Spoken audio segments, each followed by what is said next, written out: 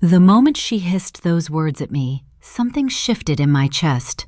Not broke exactly, but cracked along an old fault line I'd been pretending wasn't there. Why did you come here to feed your daughter in my apartment from my fridge?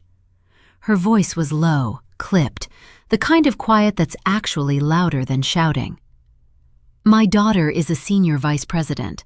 She runs an entire division, and you should be down on your knees thanking her for agreeing to spend a whole week with someone like you. I stood in that kitchen, holding a container of leftover soup I'd brought from my own house.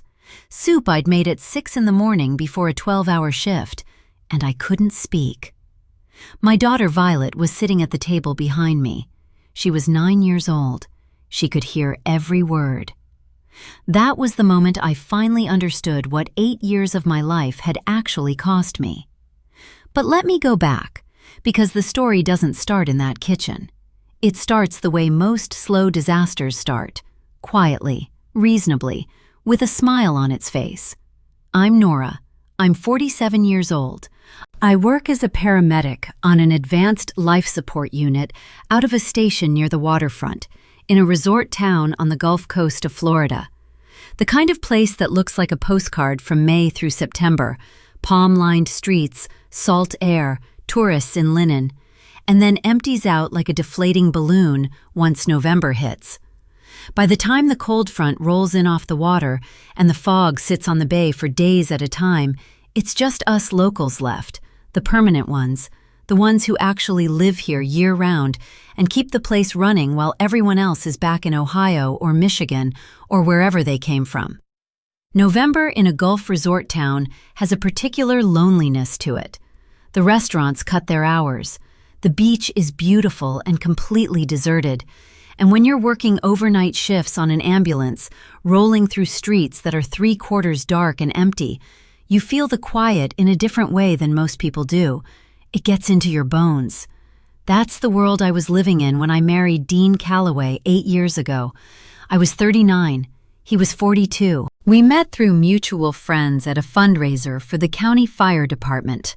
The kind of casual, unromantic introduction that somehow turns into something real. He was soft-spoken and steady, a general contractor who'd built up a modest but solid reputation along the coast. He fixed things with his hands. After my first marriage fell apart when Violet was barely 2, that steadiness felt like oxygen. We got married in February, on a Tuesday, at the county clerk's office, with 2 friends as witnesses and dinner afterward at a seafood place on the water that we both loved. No big ceremony, no drama. That was intentional. I'd already done the white dress version and it hadn't worked out. This time I wanted something real. For the first couple of years it was. Genuinely, quietly good. Dean had a parakeet named Roscoe, a green and yellow little guy who lived in a cage in the corner of the living room and had strong opinions about television. He'd whistle whenever the news came on and go completely silent during anything with a laugh track, which honestly felt like good judgment. Violet adored him. She learned to let him perch on her finger, and he'd ride around on her shoulder while she did homework. He was this small, ridiculous, completely cheerful presence in the house, and I loved that about him. The house itself was Dean's, technically. He'd owned it before we met. A 3-bedroom ranch style with a screened porch that faced a stand of live oaks. It was worn in the right ways. The kitchen tile was older than both of us, but the bones were solid because Dean had maintained everything himself. I moved in after the wedding. I kept paying my own bills, my own car, contributed to groceries and utilities. I'd always been financially independent, and I intended to stay that way. I had no idea that was exactly what someone was counting on. Dean's older sister Gail lived 40 minutes north, in a newer development near the city. She was 53, recently divorced, and had landed a senior director position at a regional healthcare management company, the kind of corporate job that comes with a company car and a title that sounds more important the longer it is. She made significantly more money than Dean. She made significantly more money than me, and she never, not once in 8 years, let either of us forget it. The first time I met Gail was at a birthday dinner for Dean's mother, about 3 weeks after we started dating. She shook my hand the way you'd accept a document you weren't sure you needed, looked me up and down once, and said, "So you're a paramedic? That must be exhausting." And then she turned away and started talking to someone else. I told myself she was just awkward. Some people are just awkward. Dean had always been slightly deferential toward Gail. She was the older one, the one with the degrees, the one who'd gotten out and made something of herself. That was the family narrative. Their mother, a sweet, vague woman named Carol, who lived in an assisted living facility near Sarasota and called everyone honey, had always made the distinction clear without meaning to be cruel. Gail was the achiever. Dean was the dependable one. There's a kind of damage that comes from growing up as the dependable sibling. It's subtle. It makes you undervalue yourself in specific ways. I didn't fully understand the shape of that damage until year 3 of our marriage, when the financial stuff started. It was small at first. Gail would call with some kind of situation, a leak in her condo, a problem with her HOA, a car issue, and Dean would go handle it. He'd spend a weekend at her place, fixing whatever needed fixing, and come home tired and quiet. I didn't object. She was his sister. Family helps each other. That's normal. Then it became a pattern. Then the pattern started to have a cost attached to it. "She's going through a hard time with the divorce," Dean told me one evening in what must have been our 3rd winter together. He was sitting at the kitchen table with his laptop open, looking at their mother's medical bills. "I'm going to lend her some money to cover her attorney's fees, just until she gets her settlement sorted out." "How much?" I asked. He hesitated. $4,000. I didn't say what I was thinking, which was, that's not a small number for us. Dean's contracting work was seasonal, busy in spring and summer, slow in winter. My paramedic salary was steady but not generous. $31 an hour, plus shift differentials.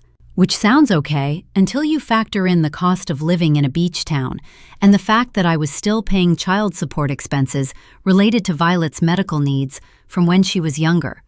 We weren't struggling, but we weren't floating either. "Okay," I said. "Is she going to pay it back?" "Of course," he said, like it was obvious. She didn't pay it back. Not that $4,000, and not the next $2,000. 6 months later, when Gail had unexpected expenses related to her new apartment. And not the $1,500 the following spring, when apparently her car registration and some dental work coincided in a way that was somehow Dean's problem to solve. I kept track. I kept a note in my phone, actually, because I'm a paramedic and we document everything. It's just how my brain works. Date, amount, reason given. By the time we hit our 5th anniversary, the total was sitting at just over $11,000. $11,000 that had quietly, gradually drained out of our joint account. Money that Dean had contributed, yes, but money that affected both of us, because every dollar that went to Gail was a dollar that didn't go toward the roof that needed replacing, or Violet's orthodontics, or the emergency fund that I thought we were building together. I brought it up once. Carefully, I thought. Diplomatically.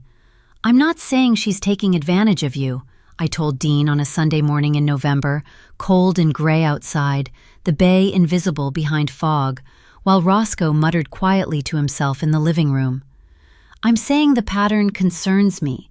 $11,000 is not a loan at this point. It's a gift, and we never agreed to be making gifts of that size." Dean looked at me with an expression I'd started to recognize and really didn't like. Patient, slightly pained, like I was being difficult about something simple. "She's my sister, Nora," he said. "She's going through a hard time." "She's been going through a hard time for 5 years," I said. "She makes more than both of us combined. Where is her money going?" He didn't answer that. He got up and refilled his coffee, and when he sat back down, he changed the subject. And I let him, because I hated conflict more than I hated the pattern, and because I still believed, I really, genuinely believed, that he would eventually see what I was seeing. That was my mistake. Not the only one, but the first big one. The thing about financial suffocation is that it doesn't feel like suffocation at first. It feels like generosity. It feels like being part of a family that takes care of its own. You tell yourself that's what love looks like: showing up, helping out, not keeping score. And by the time you realize someone has been keeping score the whole time, just not in your favor, you're already in too deep to see the edges of the hole you're standing in. By our 7th year, I had stopped checking the joint account. I don't know exactly when I stopped. That's the honest truth, and it embarrasses me. I'm a woman who documents everything at work: vitals, times, medications, sequence of events. But at home, I had slowly, steadily stopped paying attention. Because paying attention had started to feel like starting a fight, and I was tired. I was working 48-hour rotations. I was raising a daughter. I was tired. So I stopped looking, and Gail noticed. I know that now. As I put it all together later, piecing the timeline back together the way you reconstruct an accident scene from skid marks and debris, I could see exactly when her behavior shifted.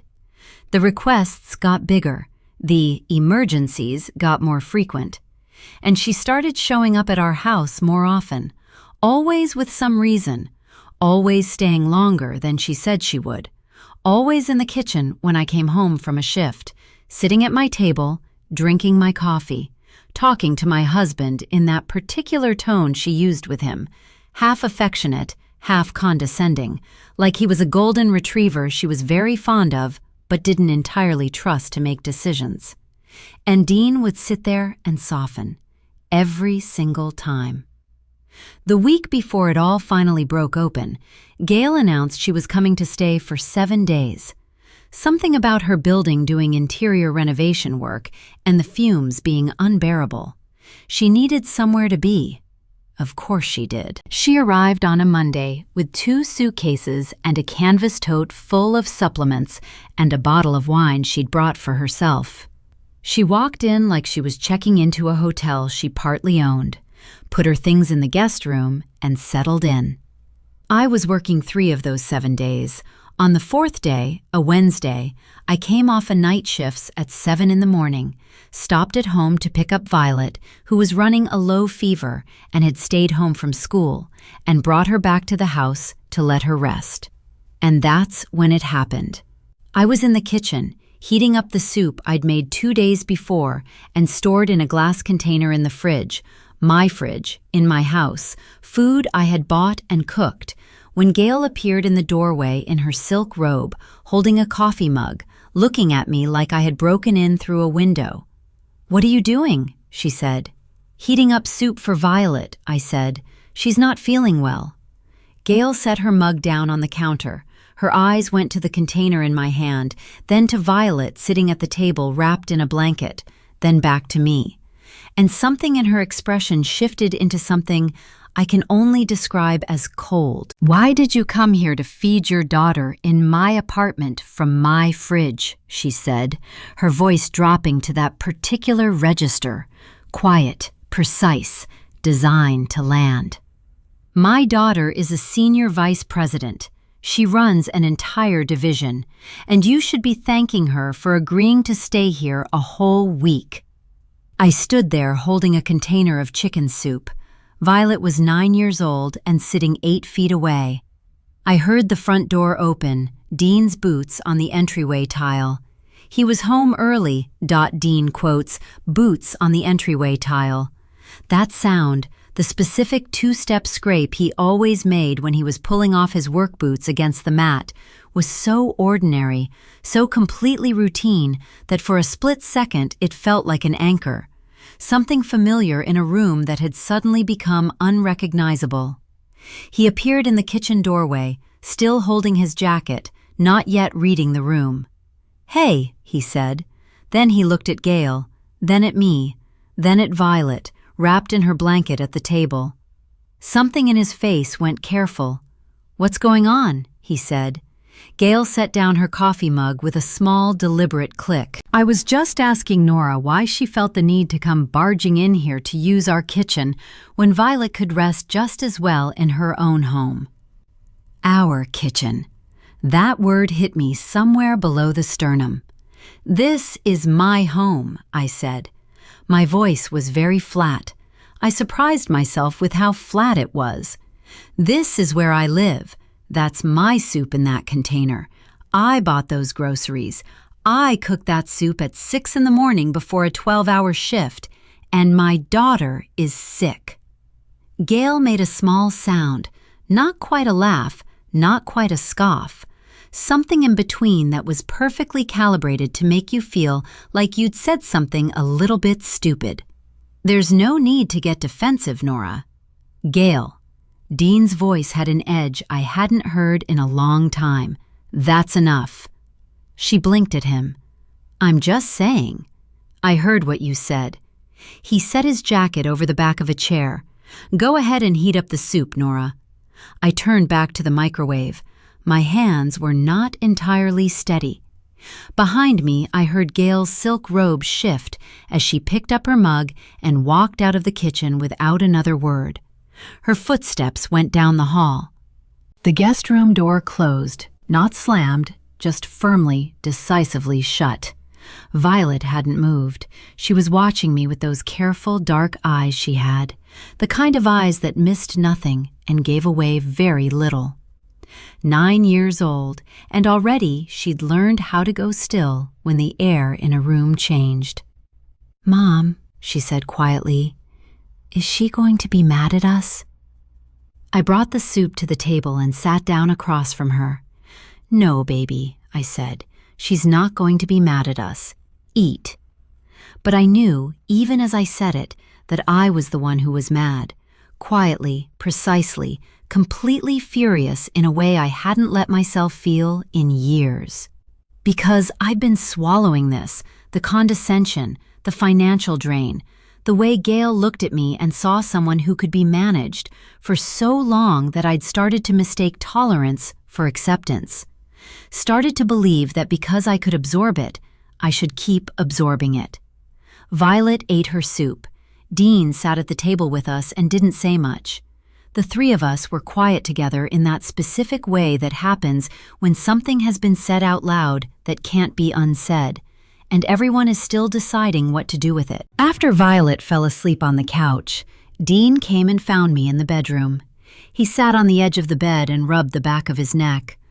"I'm sorry," he said. "She shouldn't have said that." "No," I agreed. "She shouldn't have. She's been stressed with the renovation situation.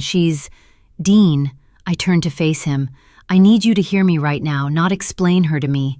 She told me I should be thanking her for staying in our house, while she's staying here for free, in a house that we maintain, from a fridge that I stock. She said that to me in front of our daughter." He was quiet for a moment. "I know." "Do you?" I said. "Because I've been watching you know things about Gail for years and then do nothing about them." He didn't answer. That silence was its own kind of answer.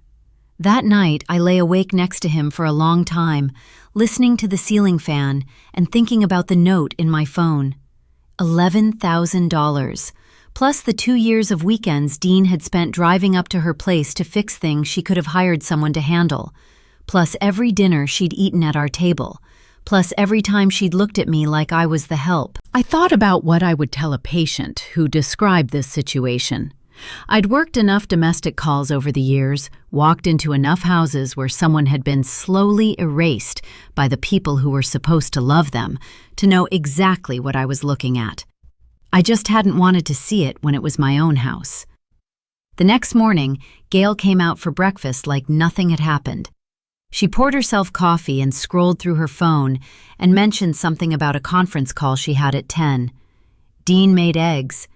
I sat at the table with Violet, who was feeling marginally better, and I watched the three of them move around each other with the ease of long habit, and I felt like a piece of furniture that had been there so long nobody actually saw it anymore. I went to work that afternoon, a 12-hour shift, 3 calls, one of them a bad one, a construction worker who'd fallen from scaffolding on the north end of the island. Young guy, maybe 25, and we worked him hard all the way to the hospital, and I don't know how he ended up because that's not a thing you always get to know. But the not knowing sat in my chest all the way home. It was past midnight when I pulled into the driveway. The house was dark except for the light in the guest room. Through the window, I could see the flicker of Gail's television. I sat in my car for 10 minutes before I went inside. That was the bottom. That specific moment, parked in my own driveway, too tired to go inside my own house, watching light flicker in the room of a woman who'd told me I should be grateful for her presence. That was the floor. I could feel it under me, solid and cold, and I knew with the particular clarity that comes from complete exhaustion that something had to change. Not something abstract, something specific, something I had to actually do. I didn't sleep much, but somewhere around 3 in the morning, I picked up my phone and opened the Notes app. I looked at the list I'd been keeping, dates, amounts, reasons, and I added a new entry at the bottom. Not a dollar amount this time, just a name. Diane Teller. Diane was a family law attorney whose name I'd gotten 2 years earlier from a woman I'd treated on a call. A bad situation, a quick whisper of, "If you ever need someone good," while her husband was in the other room being interviewed by the deputy. I'd put the name in my phone and never thought I'd use it. I made the appointment the next morning, 9 a.m., sitting in my car in the parking lot of a Walgreens 3 miles from the house, while Gail was presumably on her conference call, and Dean was at a job site, and Violet was back at school with a note from me in her backpack. "I'm not sure I want a divorce," I told Diane, sitting across from her in a small, clean office that smelled like coffee and old files. She was maybe 60, with reading glasses on a beaded chain and the calm, unhurried manner of someone who had heard every version of every story. "I'm not sure of anything right now." "That's fine," she said. "Most people aren't when they first sit down here. What I can do is help you understand what you're actually looking at, what you're entitled to, what the exposure is." "Exposure," I said. "Your financial exposure," she said. "Joint accounts, property, debt." "You said the house is in his name only?" "He owned it before we married." She nodded, made a note. 8 years of marriage in Florida. That's relevant. "Do you have documentation of any financial contributions you've made?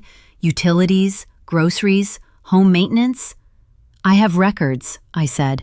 "I document things. It's a professional habit." Something shifted in her expression. Not quite a smile, but close to it. "Good," she said. "That's very good." I drove home from that appointment feeling something I hadn't felt in longer than I could track. Not happy exactly, not relieved, but clear. The way the air gets clear after a storm comes through and strips everything back to what's actually there. Gail left 2 days later, Thursday morning, a day before she'd said she would. She put her suitcases in her car without much ceremony. Dean helped her carry the larger one. She hugged him in the driveway, said something near his ear that I couldn't hear from the porch, and then looked at me over his shoulder. The look lasted maybe 2 seconds. It was the look of a woman who thought she'd already won something. She hadn't, but she didn't know that yet. That evening, after Violet was in bed, I sat at the kitchen table with my laptop and a legal pad, and I started doing what I should have done 2 years earlier. I pulled up every bank statement I could access. I cross-referenced the dates on my phone notes with the withdrawal records. $11,240. That was the documented total. That was the number I could prove. Dean came in while I was working and looked at the screen. "What are you doing?" he said. I looked up at him, really looked at him, at this man I had married in good faith on a Tuesday in February, who was steady and kind and had let his sister walk through our house like she owned it for 8 years without once asking me how that felt. "I'm getting organized," I said. He looked at the spreadsheet. He looked at my face. And I watched him understand for the first time that something had changed in me. Not cracked along that old fault line, but split clean through it, all the way down to something harder underneath. "Nora," he started. "Not tonight," I said. "I need a few more days. But we're going to talk, Dean, about all of it. Every dollar, every weekend, everything she said in front of our daughter." I turned back to the screen. "And you're going to listen this time." He stood there for a long moment. Then he pulled out the chair across from me and sat down. He didn't say anything, but he stayed. And I didn't know yet whether that mattered or whether it was already too late for it to matter. But I kept my eyes on the spreadsheet, and I kept adding up the numbers, and I did not look away. It took Dean 3 more days to work up to the conversation I'd told him was coming. 3 days during which I went to work, came home, made dinner, helped Violet with a history project on the American Revolution, and watched Dean move through the house with the particular careful energy of a man who knows a reckoning is close and is trying to decide whether to face it or outrun it. He faced it. I'll give him that. It was a Saturday morning. Violet was at her friend Paige's house across the street. The weather had turned properly cold overnight, the first real cold of the season, and the bay outside was the color of pewter. Dean made coffee and set a mug in front of me without asking, which was something he'd always done and which I'd always loved, and which now felt like a thing I was going to have to consciously decide how to feel about. He sat down across from me. He looked at the table for a moment, then at me. "Tell me what you need me to know," he said. So I told him, all of it. I opened the Notes app and I read him the list, every date, every amount, every stated reason. I set my phone on the table between us so he could see the screen. I didn't raise my voice. I'd had enough long overnight shifts to know that the quieter you are, the more room the facts have to land. He didn't interrupt. He looked at the phone. He looked at me. Once, somewhere around the $8,000 mark, he pressed his fingers against his mouth like he was physically holding something back. When I finished, he said, "I didn't realize it was that much." "I know," I said. "That's part of the problem." "Nora, let me finish." I folded my hands on the table. "What she said to me in front of Violet, that's not an isolated thing. That's what she actually thinks.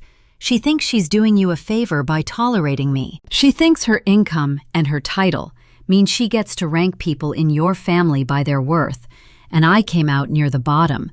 And you have let her think that, Dean.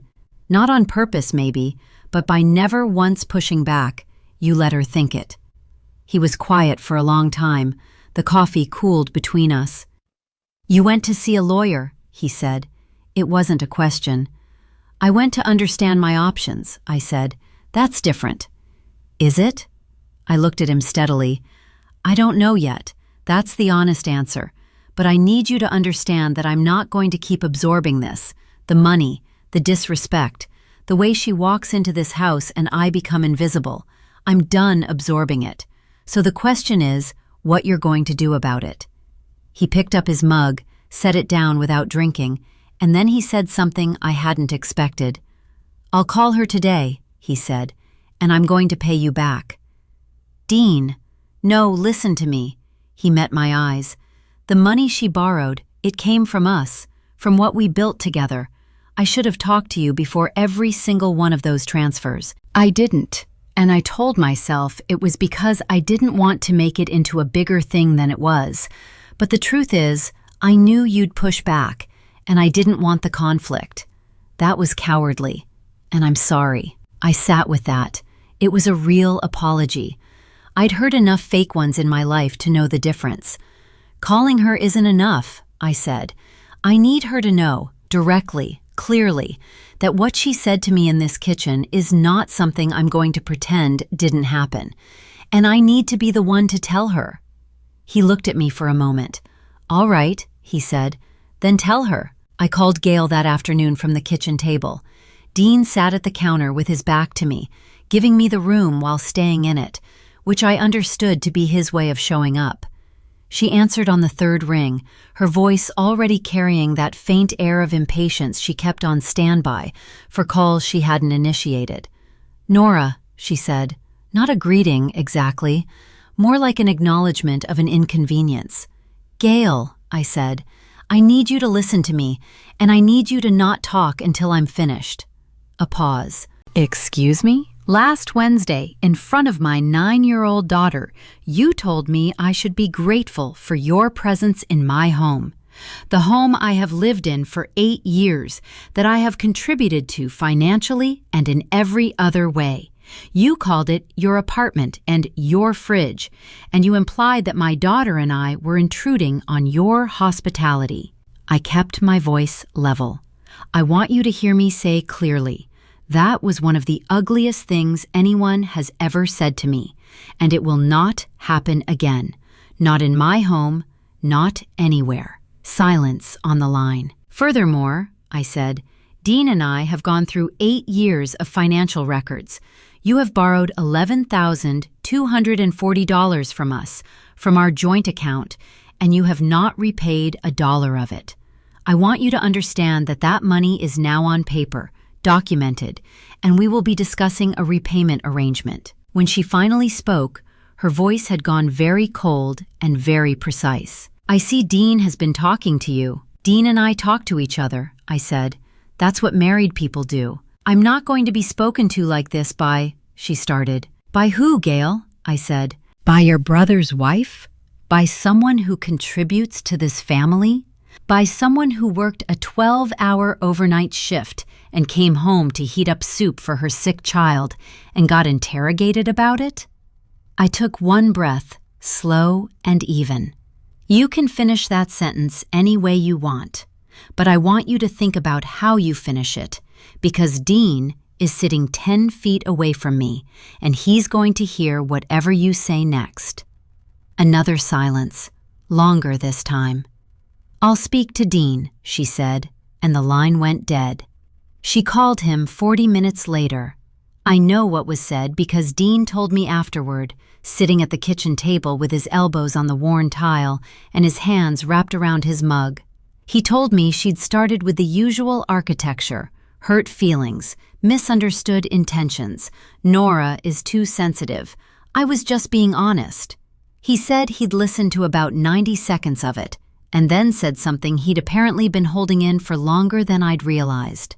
"He told her," I said, making sure I was hearing this right. "I told her," he said, "that she has borrowed over $11,000 from us, has never paid back a cent, has treated my wife like a house guest in her own home for 8 years, and that if she wanted to continue having a relationship with this family, she was going to need to make that right." He looked at his hands. She hung up on me. "Okay," I said. "She called back 20 minutes later," he said she'd start repaying in installments, $300 a month. At $300 a month, $11,240 would take just over 3 years to pay back. I did the math in my head automatically, the way I did medication dosages and patient waits. It wasn't a perfect resolution, but it was documented, it was spoken aloud, and it was a start. "I want it in writing," I said, "an email at minimum, something with her name on it." "I'll ask her to send it tonight," he said. She sent it the following morning. 7 sentences, no apology, but the terms laid out clearly enough that Diane Teller, when I forwarded it to her 2 days later, said it would hold up if it ever needed to.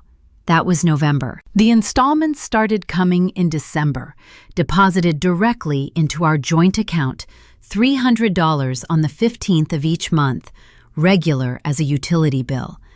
I watched the first one land with a feeling that wasn't triumph exactly. It was something quieter than that. The satisfaction of a thing that had been crooked for a long time finally being leveled.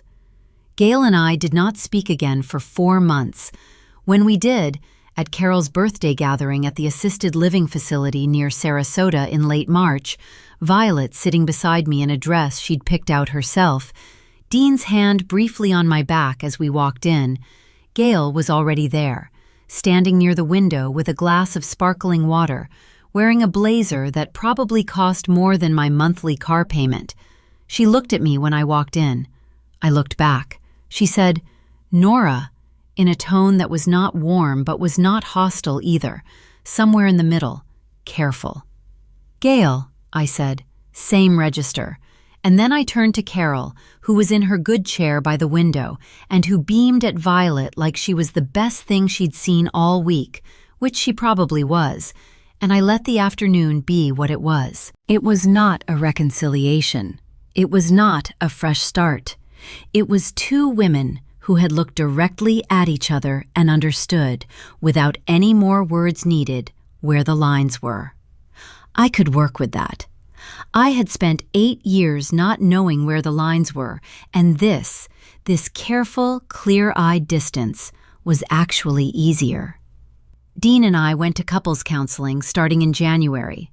A woman named Dr. Patricia Osei, out of an office near downtown, who had a way of asking questions that felt like she was handing you a shovel and quietly indicating where you needed to dig. It was uncomfortable and slow and necessary. We went every other week for 8 months. We talked about the money.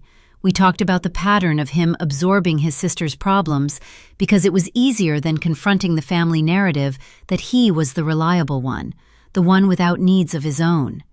We talked about how I had stopped paying attention to the joint account because paying attention felt like starting a fight, and how that was its own kind of abdication. It wasn't a fairy tale.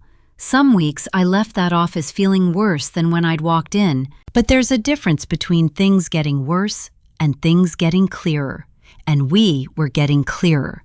By spring, something had shifted between us that I can't fully describe, not back to what we were, because you don't go back, but forward into something more honest, more negotiated, more real. Violet turned 10 in April. We had a small party at the house, 6 of her friends, a sheet cake with her name on it in green frosting, because green was her current favorite color, and Roscoe the parakeet whistling intermittently from his corner in the living room, as if he'd been invited and intended to participate. She sat at the kitchen table surrounded by her friends and laughed at something one of them said, and the sound of it moved through the house like a door opening onto something bright. I stood in the doorway and watched her and thought, she was in this room when Gail said those words. She heard them, and she is still exactly herself, loud and curious and completely unbroken. Children are more resilient than we give them credit for, and also more observant. She'd seen me hold my ground. She'd seen her father sit down and stay. She'd seen the months of small, undramatic work that followed. I don't know exactly what she'll carry from it, but I know she'll carry something. The last payment from Gail arrived on a Tuesday in February, 3 years and 2 months after that conversation in the kitchen. $300, same as every month, deposited at 10:04 a.m. I was on shift when it hit the account, rolling through streets that had started to fill back up with the early seasonal traffic, the first wave of snowbirds and tourists, the restaurants extending their hours again, the whole resort town machinery slowly returning to life. My partner that morning was a paramedic named Troy, who'd been on the unit almost as long as I had, and who had the gift of knowing when to talk and when to stay quiet. He was quiet while I checked my phone at a red light and saw the deposit notification. "Good news?" he said. "Something finally finished," I said. He nodded, like that was a complete answer, because for us, it was. I thought a lot about what I would tell someone who was sitting where I was sitting 3 years ago, holding a container of soup in someone's kitchen, hearing themselves described as an inconvenience in their own home, not yet sure they had the right to be angry. And the only thing I know for certain is this. The moment you start keeping track, the moment you open that notes app and write down the first date and the first dollar amount, is the moment you stop pretending the problem isn't there. It's not a comfortable moment. It doesn't feel like strength when you're in it. It feels like exhaustion and clarity arriving at the same time, which is a strange combination, like cold air off the water on a morning that's actually starting to warm up.